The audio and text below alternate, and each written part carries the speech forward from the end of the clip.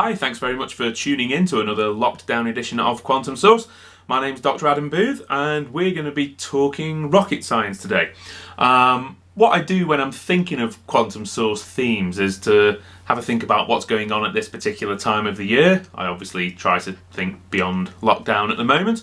And in looking through various news articles, I discovered that it was 50 years since the dramatic events of Apollo 13, the Houston, we have a problem classic space saga.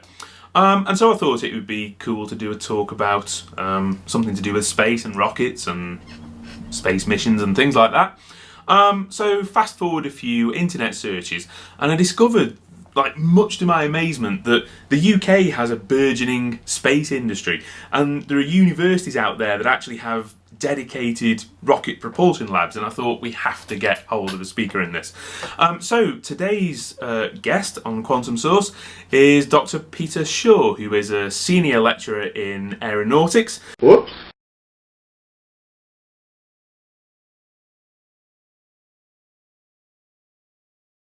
In the Department of Aerospace and Aircraft Engineering at Kingston University. So we're going to give him a call in just a second. However, importantly, Quantum Source was always about saying that fascinating facts and scintillating science are best served with something refreshing, and so I have a two-phase recommendation for you today. Source one is plain old water, which may sound a bit boring, and that's because source two, with the whole rocket fuel hot thing in mind, is some of my classic chili sauce, which is quite lethal. So get yourself something spicy, something to cool your mouth down with.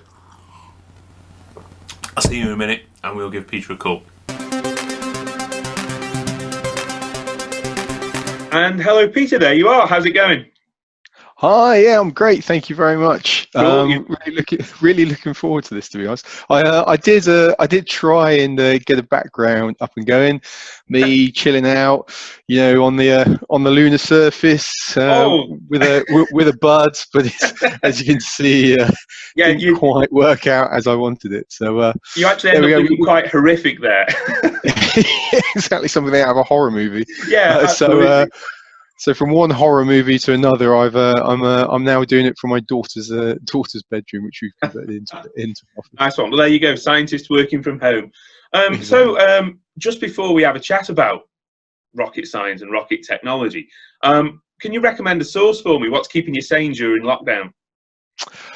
I can and I can't. So what I'll show you something which it's similar to.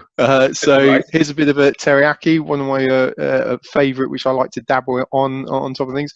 But my actual recommendation is Maggi. It's a type of sauce which you can get in Austria and Germany. And I loved it as a child.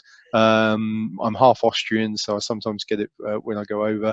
But it's a bit like teriyaki. The taste isn't as sharp, but it just makes any sort of soup or rice or anything just get that nice little edge to it.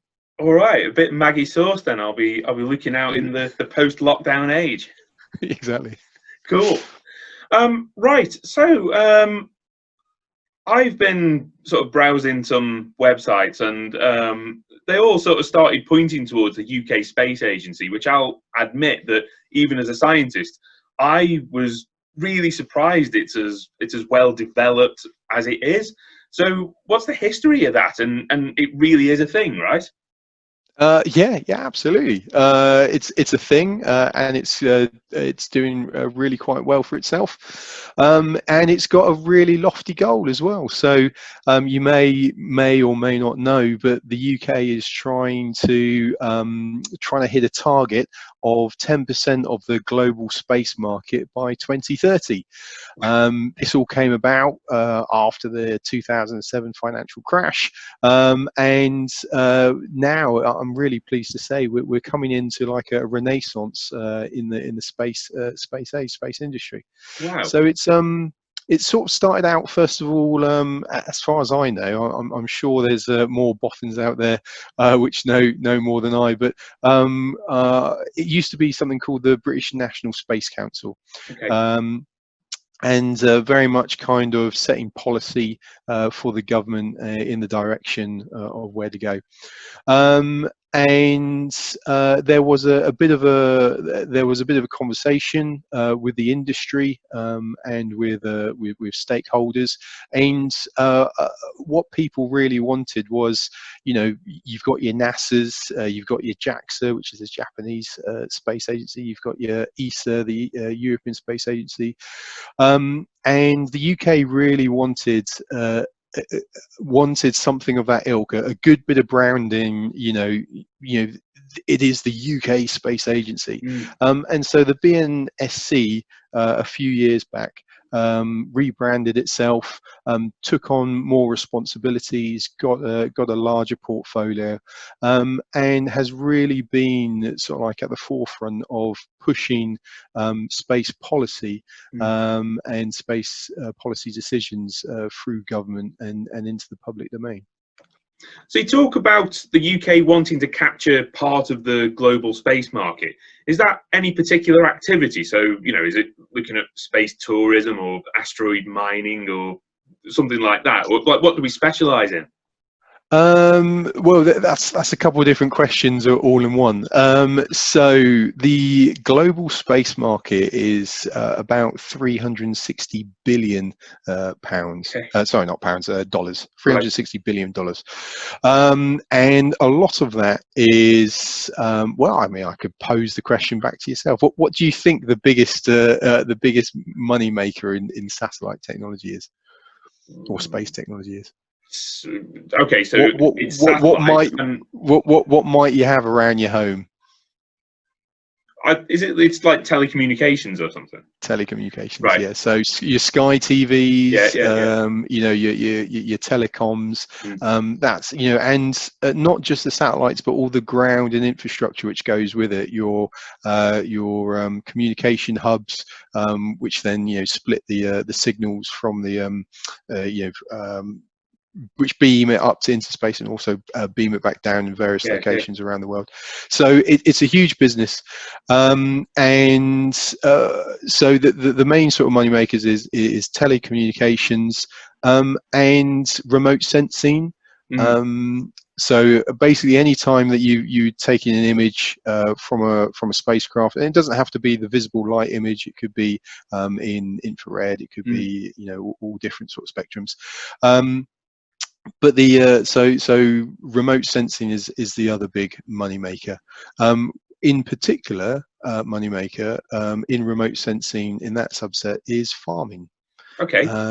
And so agriculture and farming is a huge aspect of it, because if you roll back sort of like 10, 15, 20 years ago, farmers were having to spread fertilizer, and crop pesticides and so on, all over the fields, because they didn't know exactly what parts were diseased and what parts weren't. So it was just going everywhere. And then with the use of satellite technology and remote sensing, one of the great things you can do is you can actually see diseased crops from space. So I'm going to go a little bit technical here, but you can create false color images when you have your satellite images, and one of the things that we do is that we detect infrared wavelength, and we map it to, in most cases, we map it to the red color band. So when we come to vegetation, it's the chlorophyll and the infrared that is being reflected from that is detected, and in a diseased crop, that chlorophyll basically is destroyed before the crops discolor. So a farmer may be looking out and see nice lush yellows or greens or whatever the plant crop is, and think everything is fine. But when you actually look at it from space, you can see that, well, that area of ground of 10 meters squared is actually dying. And so and so we can actually sell that data to the farmer. Yeah.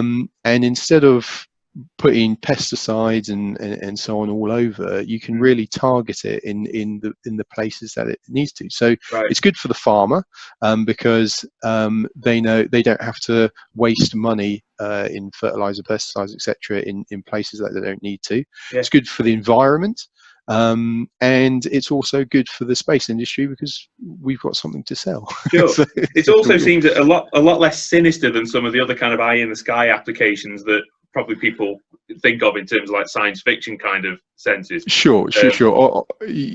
Of course, you've got your military satellites up there as well. You'd tell us, but then you'd have to kill us. Well, it's not. Yet again, it's not that sinister. So I used to research and work for for an organisation called the Surrey Space Centre, which is at the University of Surrey. And many years back, they put up a satellite called SNAP, and it was actually the first nano satellite, which is a sub 10 kilo satellite. Okay. And they thought that it'd be really clever. It'd never been done before. So what they did was they put on a little camera, and they wanted to see the satellite basically deploy from the fairing of the launcher, and it would automatically switch on the camera and record that event of it basically coming away. And it had never been done before, or hardly ever been done. And so they did this, and as it went away and basically tumbled off the spacecraft, it took a nice little video, and that was great. It got beamed down, and we thought it was a great success.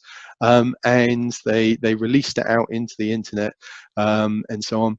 And then they got a phone call, I think, from one of the military departments or the defense departments of the USA, because what had been scheduled as a weather satellite was actually a spy satellite, and they just broadcast it to the world. And you alluded to your own research there. If we think about what you do at the moment, it sounds absolutely fascinating that Kingston actually has like a rocket propulsion test centre. So tell us what goes on in there. Sure, absolutely. So it's really exciting at the moment because we've just had a significant amount of funding going into upgrading our new test lab. And we've actually got a video which was just made just after its initial build. Still got some electrics to do, but I'll take it away.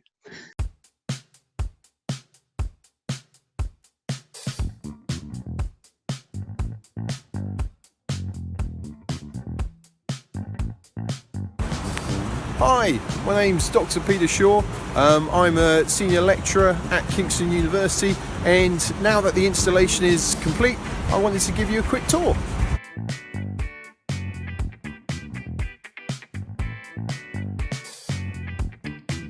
So look at this. This is our new rocket test lab.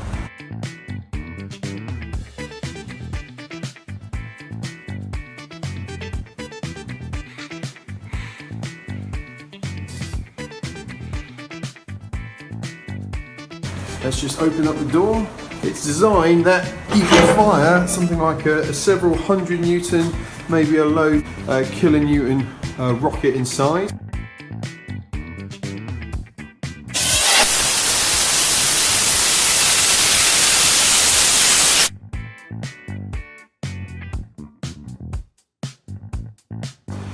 And during its test, if it was to blow up with a force with equivalent to about 120 gram TNT, it would contain the explosion within.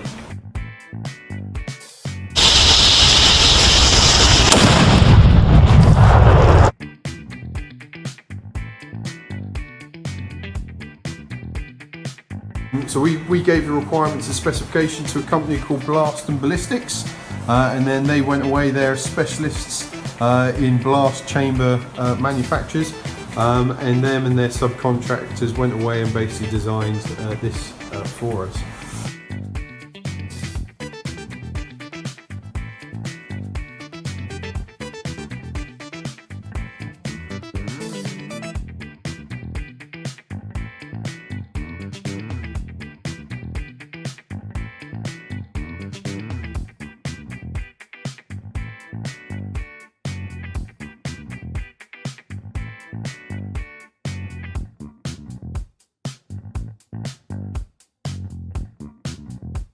And just to give you an example, this is one of our 50 Newton hybrid propellant grains after a test, and you can see how it burns out like that.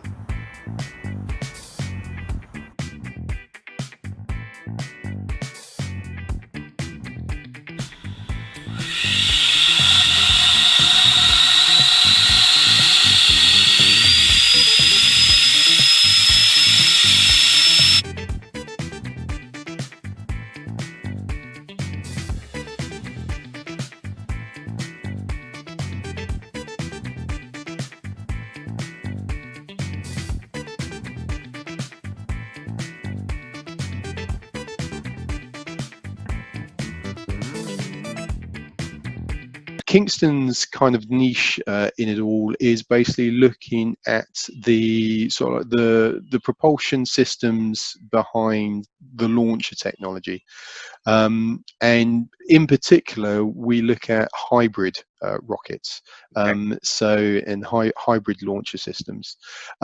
So you may have heard of, like your solid rocket boosters, and you may have heard of your sort of your bipropellant engines. So hybrids is, just as the name suggests, is a mixture of the two, where you have a solid solid fuel and an oxidizer, either a gaseous or a liquid oxidizer, and it goes in and it basically burns up the propellant, and then you can expel the gas out. Now, I'll be one to admit that hybrids isn't the best solution, and there are other solutions, but it does have its benefits. And so we are, and one of the good things about the work that we do on hybrids is that it's a great teaching platform for students. So we've got a very much kind of a hands-on sort of philosophy, where we get undergraduate students, to come in and actually build, design, build, and test their own hybrid rocket systems. So these aren't like Ariane 5 huge sort of systems. These are kind of, more sort of like a small football, putting your palm in your hand sort of sized rockets. But the skills that they come out of the university with, are very much applicable to these larger systems, either propulsion systems in satellites. There's good sort of transferable skills, or in the big sort of rocket launcher sort of systems. So we're really keen to get involved and get industry, other academic institutes, other research institutes involved with some of the stuff that we're doing, and as well as getting them involved and using our rocket lab to do their own work. We're really keen to sort of build collaborations up. One of the areas we're looking into is using deep learning in basically the design and the optimization of rocket propulsion systems. So that's sort of artificial intelligence kind of machine learning sort of thing. Yeah, absolutely. So it's a really exciting kind of field. It's the same sort of technology which is behind the driverless cars, and these sort of like translation algorithms which Google sort of use, and stock markets and so on. And traditionally, what happens is when you're doing modeling, you have some initial conditions you've got, and then you put those initial conditions into your equation. So let's take your y, line of a graph, your y equals mx plus c. Okay, so you've got some little variables that you put in for your m and your c, and then you get a result coming out of it. Now, traditional modeling is that you have hundreds or thousands of these equations, all because you set up, what's gravity, what's up, what's down, what's how does the thermally, how do things work, and all that. And then you run it, and the simulation, the modeling, it could take 12 hours, days. I've heard about it. It takes a very long time to then, once you put your initial conditions in, to get an answer out. And the really exciting thing about deep learning and artificial intelligence is that if you have a a large data set. So you've got your inputs, okay, your known inputs that you already know. And let's say you've done some experiments already. You've got a data sets with your known outputs. Then you create like a little structure in between. We call that a neural network. And it's basically pattern recognition. So it tries to link the inputs with the outputs. Once you've trained it, which admittedly takes a bit of time, but once it's trained, you can then use it for predictive kind of ways. And to give you kind of an example, we did a bit of modeling where we went both the traditional way and then the neural modeling, the neural network kind of way. So the traditional modeling, it took us 12 hours to do this particular problem. And with neural networks, it took us 283 milliseconds. Oh, wow. Yeah. So, and with no drop in sort of the accuracy or the reliability of the output. So, I mean, there is a little bit, but you're talking about like 5%. Right. Okay. You know, type thing. So when you're talking to people in the space industry, all that they've got to use is these really complicated modeling sort of softwares and systems, because that's what the researchers want and so on. So they want to know, you know, absolutely everything. But when you're actually out in industry, you just want something which gives you reasonably accurate results, but done very quickly. You know, to give you an example, electric propulsion modeling can take several months, you know, in the analysis and design phase before they even get into the manufacturing and testing it out properly. So if that takes a couple of months, that's millions of pounds. So, and it's usually because each run takes about 3 or 4 days, you know, 2 to 4 days to run. So if you've then squeezed that down into a couple of seconds, you are saving a lot of money. In the sort of intro that I did, I mentioned sort of the Apollo 13 missions, and it seems that after that, at least to my understanding, NASA operations seem to be sort of phased back, and it's only recently that you know, we've heard about missions to Mars and return to the moon and things like that. If we had the Apollo 13 astronauts around, what big differences are they going to notice between their day and this day? Okay, so it's a good one. In some respects, actually not a lot of difference, and in other respects, a huge difference. So the good old adage, if it ain't broke, don't fix it. And a lot of people actually think that the space industry is like, oh my God, you know, it's, you know, super advanced, you know, and so on. Reality is that the space industry works by heritage. And so if you can, you know, if something's been proved before, you know, if a customer comes along with 50 million, a billion, 100 million sort of pounds, you know, they don't want to, they want to use technology which has been flown before. They want some heritage. They want to know that, you know, do I want to risk my satellite or my space hello. Do I want to risk my exactly working from home? Hey everyone, this is my wife Julia. Hi Julia. Quantum Source says hi. Quantum Source says hi. So yeah, they don't want to spend, you know, they don't want to risk everything on a new gizmo or gadget if there's no business case for it. So if you've got an OBC or computer which was basically flown sort of like for 10-15 years or even longer, and it's fine, they want that. Because it knows it works, you know, because when you're sinking 100 million, you know, into a satellite or a spacecraft, you want to know it works.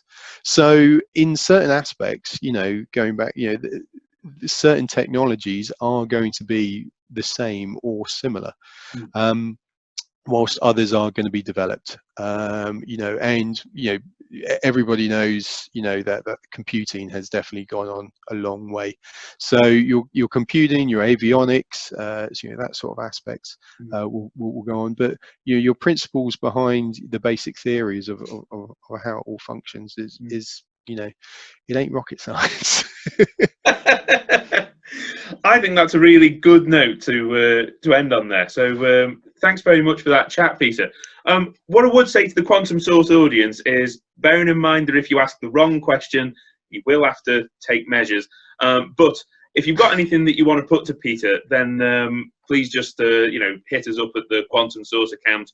I can either feed the question Peter's way, or I think he'll have eyes on it himself. But do feel free to get in touch with us. So with that, Peter, I will leave you to your evening, and we'll say bye. And we'll